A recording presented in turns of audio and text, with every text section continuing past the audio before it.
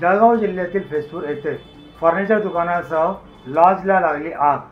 आगीच्या काही वेळातच आगीने रौद्ररूप धारण केले। फर्निचर दुकानासह लॉज संपूर्णपणे जळून खाक झाले।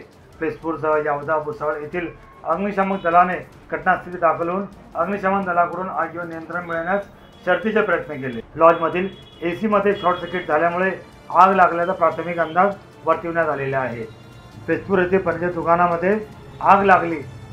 अवघ्या काही वेळात आगीने रौद्ररूप धारण केले। यामध्ये लॉज व फर्निचर दुकानाचे प्रचंड आर्थिक नुकसान झालेले असून यात कोणतीही जीवितहानी झालेली नाही।